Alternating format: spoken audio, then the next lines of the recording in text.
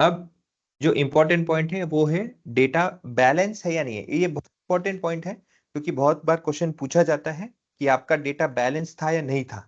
अच्छा, नहीं था या नहीं था, ये चेक कब करना होता है और चेक करने के बाद में क्या उसका रिजोल्यूशन होता है, ये भी आपको पता होना चाहिए ना। बेसिकली आप देखो, डेटा इम्बैलेंस होना, बेसिकली डेटा इम्बैलेंस मतलब क्या। फॉर एग्जांपल अभी के लिए दो क्लास के बारे में मैं आपको डिफरेंशिएट करता हूँ। लेट्स से जेंडर एक कॉलम है,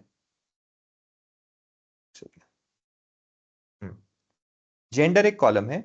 इस जेंडर कॉलम में दो क्लास है, लेट्स से मेल है और फीमेल है, मेल एंड फीमेल है। ओके, नाउ फॉर एग्जांपल पकड़ लो कि अगर मेल का काउंट लेट्स से 100, इन दोनों का टोटल 100 है।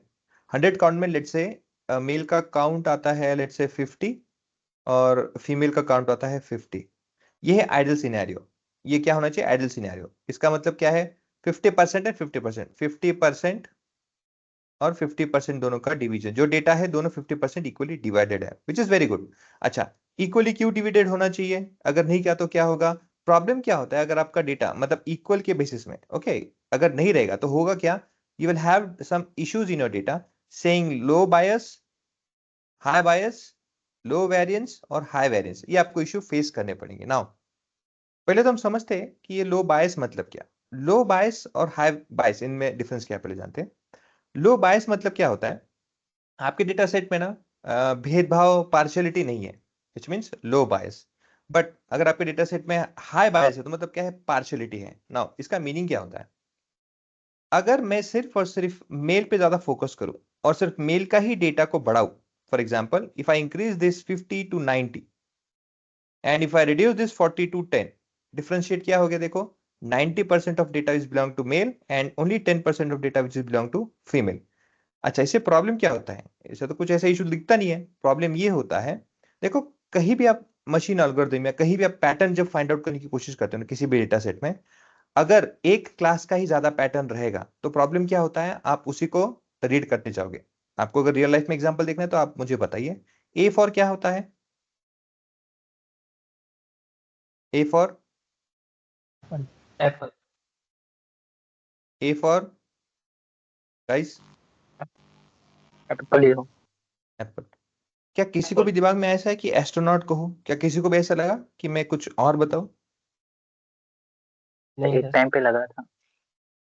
हाँ, अब ये जो वैल्यू है ये एप्पल, देखो ए फॉर एस्ट्रोनॉट भी होता है, ओके, ए फॉर कुछ और भी हो सकता है, ए for anything, okay, there could be any value और एनी नंबर और anything, a could be there. But instantly हमारे माइंड में क्या है, एप्पल। इसका रीजन क्या है, देखो बचपन से ही हमारे दिमाग में क्या क्या है, Apple Apple Apple Apple imprint करता गया। गलती उनकी भी नहीं है, गलती मतलब इसमें गलती किसी की नहीं है। कंसर्न क्या है, एप्पल जब देखते हैं तो रेड कलर का होता है, अट्रैक्टिव होता है, रीड करने में माइंड में आसान होता है, छोटा वर्ड है, पढ़ने में everything is there, so apple बैठा है। इसका मीनिंग क्या है, बाकियों से क्या हायर प्रायोरिटी में एप्पल है या बाकियों से वो सुपीरियर है, ऐसा कुछ है नहीं है, but still we have that.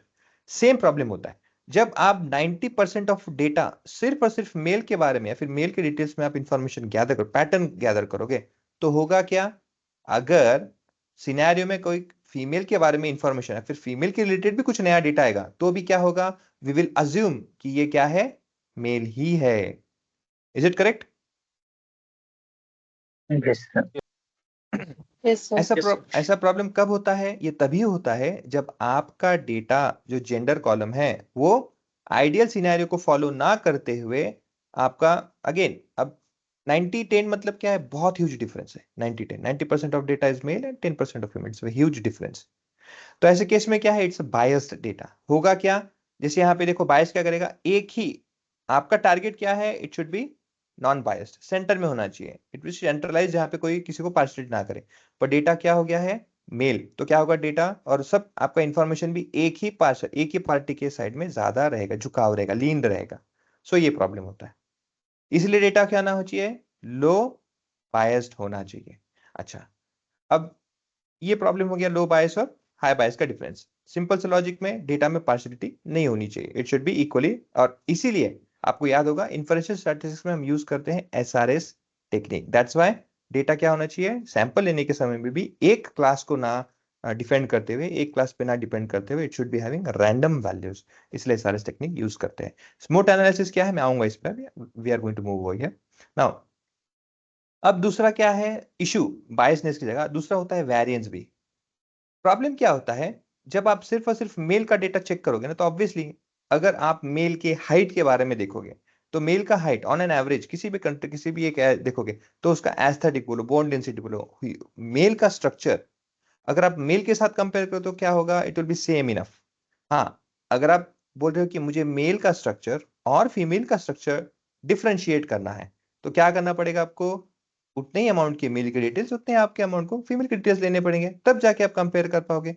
लेकिन अगर आप बोलोगे कि मैंने कंपेयर करते समय 500 मेल और सिर्फ 2 फीमेल का कंपेयर किया है, अगेन, और किस में भी, सिर्फ हाइट में, वेट में, मास में, ऐसे चीजों में, ओके, तो ऐसे केस में क्या होगा, देखो, फीमेल का भी कोई कोई ऐसे, मतलब कोई कोई ऐसे पर्टिकुलर कह सकते हैं कि एरिया, रशिया बोलो, या फिर ऐसे कोई वैल्करीज जीन्स के देखो, या फिर ऐसे कोई हेवी लोगों के आप देखोगे, तो उनकी भी बोन डेंसिटी अच्छी होती है, although there are differentiate, but it can be there. क्या पता अगर हो गया फीमेल के टेस्ट, और मेल के भी कुछ होते हैं आजकल की दुनिया, तो पता नहीं जेंजी है, सो आई डोंट नो, मेल के भी शायद फीमेल पे मैच हो जाए। तो एनी हाउ कंसर्न क्या है, ये जो 2 टेस्ट आप चेक कर रहे हैं, फिर 2 इनपुट आप कंपेयर 500 से कर रहे हो, क्या वो सेम रहेगा? ऑन एन एवरेज इन दोनों में डिफरेंस बहुत कम रहेगा। क्यों? Quantity, number of female experiment और tested over here are very less, it should have at least equal number of values. Correct है कि नहीं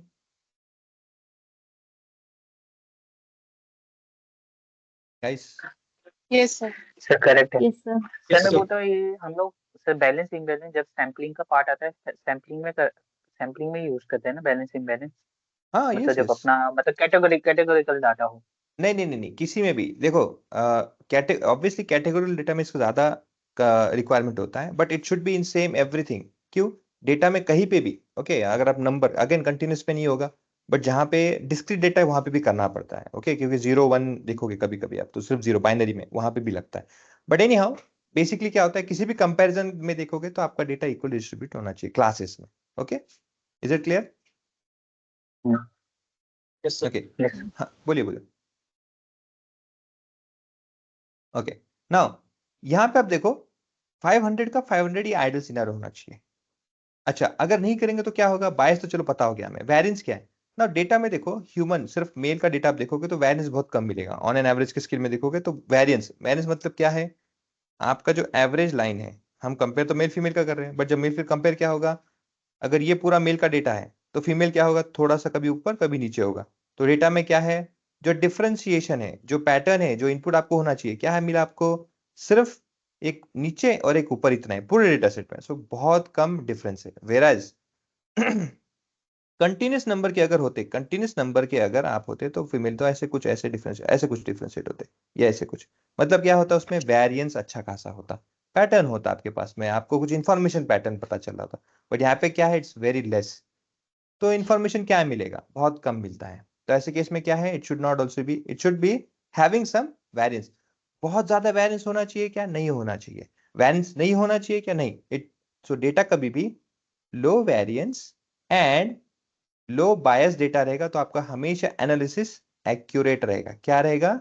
हमेशा एक्यूरेट रहेगा। वेरिएंस ही नहीं है, नहीं चलेगा। बहुत ज्यादा, ये तो ठीक है, नॉर्मल है, बहुत ज्यादा वेरिएंस रहेगा ऐसा, वो भी नहीं चलेगा। Okay, so it should be low variance and low bias data, ये होता है सबसे required type of data set. अच्छा, ये कब अचीव होता है? ये कभी भी अचीव तब होता है जब आप सैंपलिंग, सैंपलिंग बोले या कोई भी आप जब डेटा वर्कआउट कर रहे हो, रिमेंबर दैट, ओके, ये पॉपुलेशन भी हो सकता है, सैंपल भी हो सकता है। आप जब भी डेटा लेते हो और किसी डेटा के साथ में आप कंपेयर, कम कैटेगोरिकल में कंपैरिजन जब कर रहे हो, हमेशा ध्यान रखना है क्या होना चाहिए, आइडियल सिनेरियो 50% होता है, 50-50% of this, but minimum criteria 70-30, इससे नीचे नहीं जाना चाहिए। अच्छा, इसे एग्जाम्पल क्या है, अगर मेल का डेटा 30 है और अगर फीमेल का डेटा 70 है, ये क्या है आपका लास्ट पीक, या फिर आपका लास्ट पॉइंट, या फिर लास्ट वैल्यू जो आपको एग्जांपल में आप एक्सेप्ट या वैल्यूज में आप इसे सेलेक्ट कर सकते हो on a count of values के बेसिस पे। अच्छा, इससे नीचे मतलब क्या, इससे नीचे मतलब ये है, अगर मेल का डेटा 29 हो गया और फीमेल का डेटा 71 हो गया और मेल का डेटा 31 हो गया और फीमेल का डेटा 69 हो गया। अब मुझे आप बताओ इन दो सिनेरियोज में कौन सा हमें एक्सेप्ट करना चाहिए और कौन सा नहीं करना चाहिए? सर बोथ एक्सेप्ट कर 31 सकते हो, वाला उसका तो वेरिएंस नहीं। सर सर 31 बोथ वाला हम एक्सेप्ट कर सकते एक्सेप्ट कर सकते हैं। 31 वाला एक्सेप्ट कर सकते हैं। क्या? Okay, sir both both accept कर सकते हैं। नहीं। ओके, हाँ First- क्योंकि first सर one. उसका 31 वेरिएंस और तो नहीं। 69 एक्सेप्टेबल। Okay, 3070 and 3169. 29 और 71, 31 और 69। No, 3070 and 3169. ओके, ठीक है, दोनों ये कर सकते हैं। ओके दोनों कर सकते हैं। ठीक है, अभी मैं आपको थोड़ा क्लियर करता हूँ। सी ये जो प्रॉब्लम है, ये जो कंसर्न है ना, ये एक्सेप्ट नहीं करना है 2971। ऐसा क्यों, मैं आपको बताता हूँ। देखो अभी के एग्जांपल लो कि मेल का काउंट है 30% और फीमेल का काउंट है लेट्स से 70%। नाउ आपने क्या किया है, ये आपका लिमिट आपने हमेशा कैलकुलेट किया है, बट लगे फॉर एग्जांपल जैसे मैंने कहा था ये क्यों नहीं कर रहा है, मैं क्या कर रहा हूँ 29%, इसे कम करते जा रहा हूँ, मेल का काउंट कम करते जा रहा हूँ, 28, 27, 26, 25 और यहाँ पे बढ़ाते जा रहा हूँ 71, 72, 73। पॉइंट ऐसा आएगा जहाँ पे 90% हो जाएगा और ये होगा 10%। अगेन प्रॉब्लम क्या हो रहा है, मेल का काउंट कंटिन्यूसली कम हो रहा है, ये नहीं चलेगा। फिर as m is equal to 31, f is equal to 69, ये 31 बढ़ रहा है, 31, 32, 33 बढ़ रहा है, ये क्या हो रहा है 68, 69, क्या होगा 50-50 होगा आइडियली, ज्यादा से ज्यादा, ये एक्सेप्टेड है। सो लीस्ट पॉइंट इज 70-30, इससे नीचे नहीं होना चाहिए, इसके ऊपर चलेगा। Is it clear? Yes, sir. Yes, sir. Yes, sir. Any query over here? No, sir. Okay, now biasness मतलब क्या है, आपके डेटा सेट में जितने क्लासेस है, क्या हर एक का अकरेंसेस, हर एक के लेट्स से प्रेजेंस, क्या एक आइडियल 50-50 के अलावा जो रिक्वायर्ड होता है उसके अंदर ही है क्या, ये चेक करने के लिए बायसनेस होता है। वैरिएंस मतलब क्या है, अगर आप एनालिसिस कर रहे हो लेट्स से सैलरी के बेसिस में, तो सैलरी कैन बी 10,000 से लेके 1 लाख के बीच में हो सकता है, तो ये क्या है, ये है ह्यूज वेरिएंस, बहुत सारे वेरिएंस है। लेकिन अगर वही आपका वेरिएंस अगर बहुत कम रहेगा, जैसे 10,000 और 11,000 के बीच में मुझे क्या करना है, एनालिसिस करना है किसी के कंपनी के सैलरी का, ये कोई सैलरी एनालिसिस करने का कंसर्न नहीं है, फिर ये इतना हमें इसमें टाइम करना नहीं। क्यों, 10 और 11,000 के बीच में क्या ही वेरिएंस होगा, it will be very less, so we should not do that.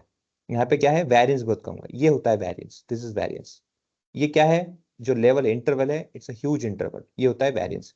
Again अब कोई आपको ये बोलेगा कि भाई मुझे 1 करोड़ और 10,000 के बीच में करना है, इतना बड़ा वेरिएंस ना करो, इट इज ऑल्सो नॉट। क्यों, देखो किसी को करोड़ में सैलरी बनाना बहुत कम है, इसका मतलब क्या है, जो लोग करोड़ में फिर जो यहाँ पे ज्यादा आएंगे वैल्यू, ज्यादा आउटलायर नॉइज होगा, डोंट डू दैट।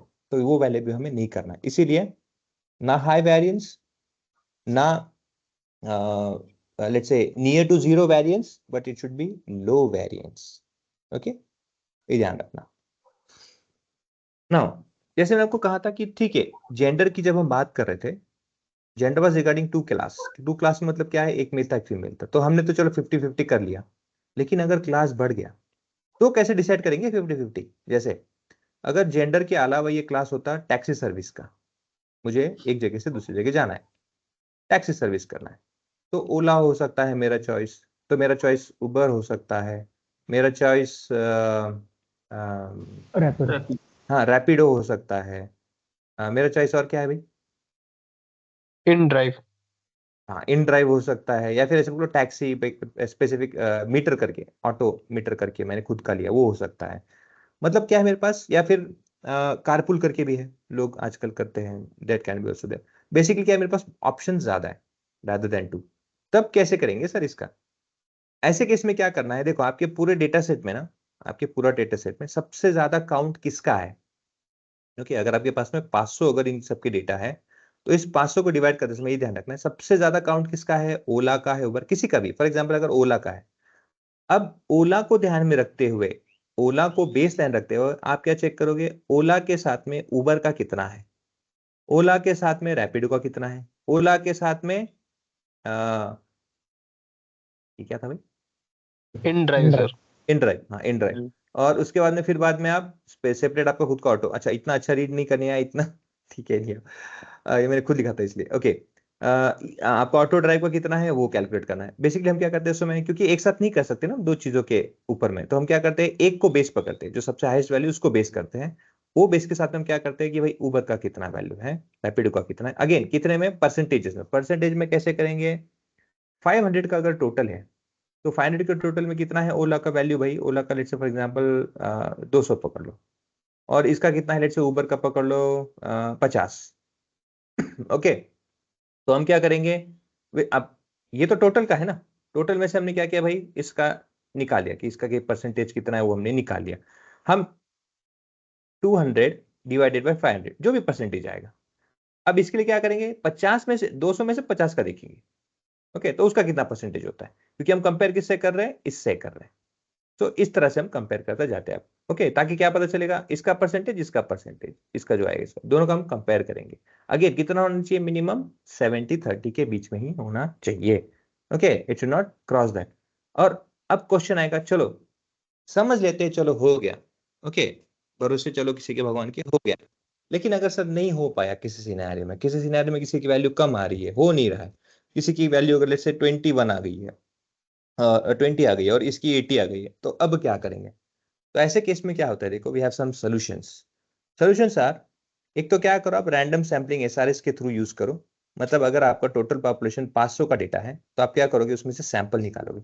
अब सैंपल में आपको ये पता चला कि जब उन्होंने डिवाइड किया ए का काउंट और बी का काउंट पे, ये आपको पता चला कि ए का काउंट जिसे हमने डिस्कस किया था, we were having let's say, एक इजी में आपको मैं 100 रखता हूँ ताकि ना 100 से परसेंटेज में भी आपको आसान समझ आएगा। 100 वैल्यू है, ए के काउंट कितना हुआ, लेट्स से यहाँ पे 80 आया और बी का काउंट आपको यहाँ पे 20 आया, ये आपको पता चला। प्रॉब्लम तो ये था।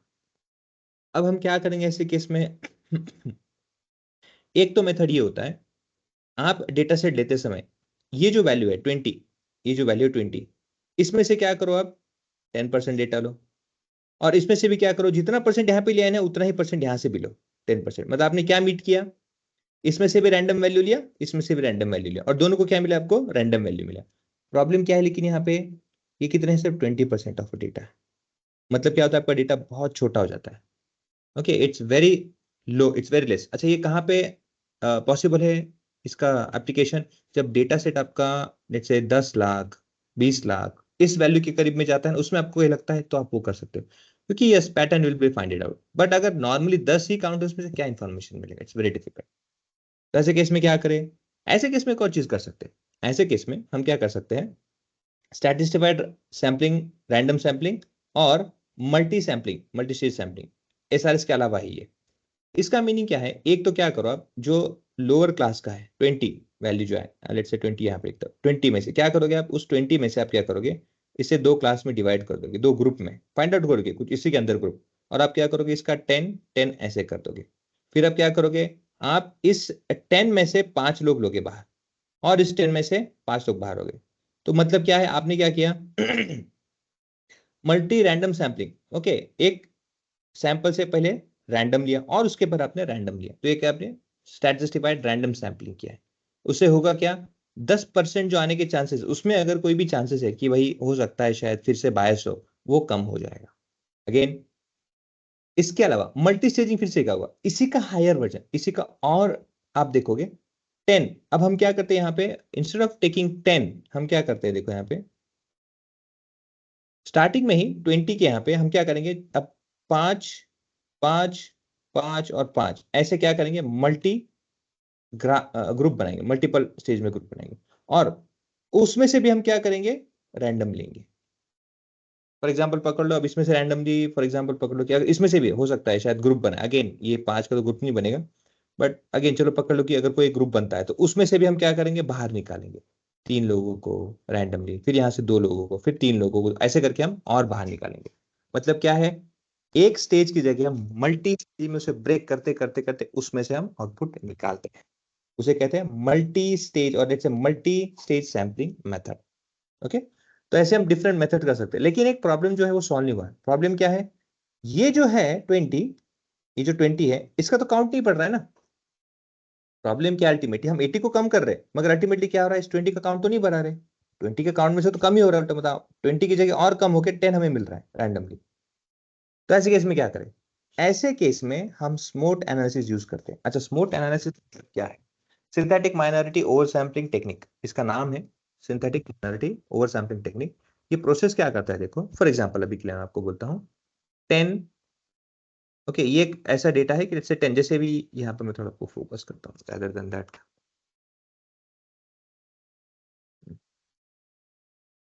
यहाँ पे देखिए एक क्लास इम्बैलेंस है। ग्रीन क्लास का जो है पूरा आप देखोगे, एक पूरा जो क्लास है, जो एक पूरा कैटेगरी है, it's a huge number. Whereas blue में क्या है, कुछ ही नंबर है या फिर कुछ ही सैंपल्स हैं। अब इसे अप्लाई करते हैं और करने के बाद में इसमें क्या होता है वो देखो। स्मॉट एनालिसिस क्या करता है, if you look over here you can say that there is this connection है। हर एक डेटा के बीच में क्या कुछ ना कुछ कनेक्शन है, यहाँ पे कुछ ना कुछ तो कनेक्शन यहाँ पे है ही है। Every value is been connected like this, every value. इसका मीनिंग क्या है, अब देखो अगर 10 के और 100 के बीच में कोई एक वैल्यू मिसिंग है, फिर कुछ वैल्यूज मिसिंग है, क्या हो सकता है? एक तो मैं क्या करूंगा, considering this minimum and this maximum value I will put some random values. तो क्या होगा, जो चांसेस ऑफ रैंडमनेस है ओके एक पर्टिकुलर इंटरवल में, वो ठीक रहेगा रादर देन पूरा ही रैंडम रहना। मतलब कोई जाके यहाँ पे लेट से 200 डाल दे, कोई यहाँ पे 2000 बढ़ सकता है, कोई यहाँ पे आके 2 लाख भी बोल सकता है, क्योंकि बीच में कोई भी वैल्यूज होती है। बट मिनिमम वैल्यू और मैक्सिमम वैल्यू के बीच में, इसी रेंज के बीच में अगर हम किसी वैल्यू को पुट करेंगे that will be much more valid. क्योंकि अगर ये एज का कॉलम होता तो एज के कॉलम में 200, 2000, 2 लाख वैल्यू कभी भी एक्सेप्टेबल नहीं होता। हाँ 10 और 100 के बीच में कोई भी वैल्यू वहां पे आप ला सकते हो, तो ये लॉजिकल है। तो ऐसे केस में क्या है, एक डेटा पॉइंट से 2 डेटा पॉइंट के बीच में कुछ ना कुछ तो कनेक्शन है। स्मॉट एनालिसिस अप्लाई करने के बाद में क्या होता है देखो, वो क्या करता है, with this one point and between one this point क्या हो गया, दोनों के बीच में एक इंटरवल डिसाइड होता है। क्या होता है, एक मिनिमम वैल्यू मैक्सिमम वैल्यू का इंटरवल डिसाइड होता है। विद इन दैट आपको कितने रैंडम वैल्यूज निकालें, एक निकालना है तो